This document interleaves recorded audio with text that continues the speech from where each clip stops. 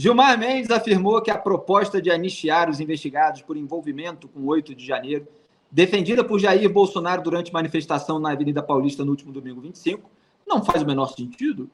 O ministro do STF deu a declaração em entrevista ao Estadão. Abre aspas. Estamos falando da ameaça mais grave à democracia em todos esses anos pós-ditadura. E agora falar em anistia para esse tipo de crime não faz o menor sentido. Certamente, aqueles que tiveram participação menor no evento já foram consagrados com medidas muito mais leves. A maioria dessas pessoas foi liberada. Essa dosimetria a justiça já está fazendo. Fecha. Vou destacar, então. Falar em anistia para esse tipo de crime não faz o menor sentido. Ele está falando de crimes que ele considera como tendo sido crimes cometidos contra o Estado Democrático de Direito. Agora, o que faz sentido na República do Escambo, como eu chamo, é a anistia, né, para usar uma expressão muito generosa, é a impunidade em relação aos casos de colarinho branco. Aquelas pessoas que foram acusadas e até condenadas em diversas instâncias por crimes de colarinho branco. E essa impunidade, essa anistia por meio de manobras, ela foi promovida por Gilmar Mendes e outros ministros do Supremo Tribunal Federal. Então, essa, para eles, faz todo o sentido. E por que eu estou falando isso? Eu, em 2021, publiquei o artigo que eu considero assim, muito importante no meu trabalho de descrever a realidade do Brasil nesse nosso tempo, que teve o título Jair Bolsonaro é a cortina de fumaça do sistema. E eu estava justamente mostrando que, para o sistema, uma figura como Jair Bolsonaro, que atuava de um lado, para sabotar o combate à corrupção, fazendo aquilo que o sistema queria, e de outro, com um reacionarismo aloprado contra o processo eleitoral e com toda a sua verborragia, fazia com que o sistema se beneficiasse de duas maneiras, porque ele encobria toda a promoção da impunidade que estava acontecendo, desmobilizava, inclusive, a parcela à direita da sociedade que estava na rua combatendo a corrupção, ao mesmo tempo em que o seu reacionarismo aloprado fazia com que essas pessoas, que nunca foram exemplos, assim, pilares de democratas no seu sentido mais valioso, né? Pessoas que simplesmente fazem sempre o bem pelo interesse público, etc. São pessoas que têm toda aquela relação com a promiscuidade existente entre os poderes no Brasil. Elas podiam, e fazem isso até hoje, posar de defensoras da democracia. É claro que elas não vão vir a público dizer que elas estão defendendo a República do Escambo, onde elas próprias têm muito poder. Então, elas dizem que estão defendendo a democracia. E o Jair Bolsonaro propiciou isso. E agora o Gilmar Mendes ele vem com essa frase coroar aquilo que eu apontei na raiz. Quer dizer, para todos aqueles casos de colarinho branco, ok, impunidade. Para a tia Zona, que invadiu lá os prédios dos três poderes, depredou, eventualmente, né, porque nem todos fizeram isso, patrimônio público, não tem anistia, não. Não tem anistia, não, porque nós defendemos a democracia, nós somos os pilares desse regime e não, jamais compactuaremos com aqueles que ousam ameaçá-lo de fora. Aqueles que minam por dentro, eventualmente, né, esse pessoal compactua. Então, acho que é uma frase muito ilustrativa do nosso tempo, Greber. Perfeito, Felipe. A anistia para quem também minou a democracia, né? Porque, como eu sempre gosto de lembrar, né, os grandes casos de corrupção não foram também, mas não apenas e nem principalmente mecanismos para que essas pessoas enriquecessem. Foram mecanismos de permanência, de apropriação do poder, né? Era uma corrupção voltada para a manutenção do poder político. Então, isso não pode ser esquecido. E é por isso que não deveria e não poderia ser anistiado também. Financiamento ilícito de campanha, que é uma fraude à democracia, concorrência desleal, etc. Exatamente. É uma traição à democracia também. De um outro tipo.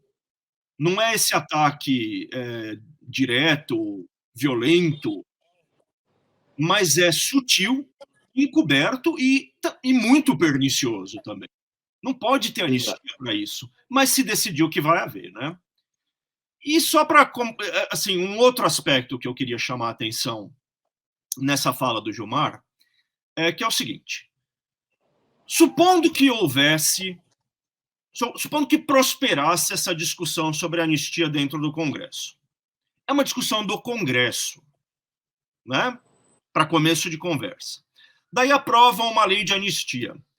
É óbvio que um PSOL, um PT, alguém da vida, vai entrar com uma ação no Supremo, como fizeram quando Jair Bolsonaro perdoou ali a pena do Daniel Silveira. Imediatamente, alguém falou, não, isso é inadmissível, vamos entrar no Supremo contra essa decisão. Tudo no Brasil acaba no Supremo. Né? Tudo que tem alguma relevância política acaba no Supremo. Consequência, sabendo que essa é a dinâmica, o Gilmar Mendes já se adiantou. Ele, de certa forma, já está dizendo para os deputados e para o Senado, olha, nem comecem porque a gente vai barrar esse negócio aqui. Não pode ser assim. Fecha o bico, ô moçada do Supremo. Espera chegar a hora de vocês se manifestarem. Senão vira chantagem o tempo todo. É por isso que uma parte tão grande do Congresso acaba dizendo e acaba conseguindo emplacar e acaba tendo razão ao dizer que o Supremo vai além. Porque ele nunca espera o momento certo de falar. Tem sempre um ministro do Supremo querendo antecipar o jogo.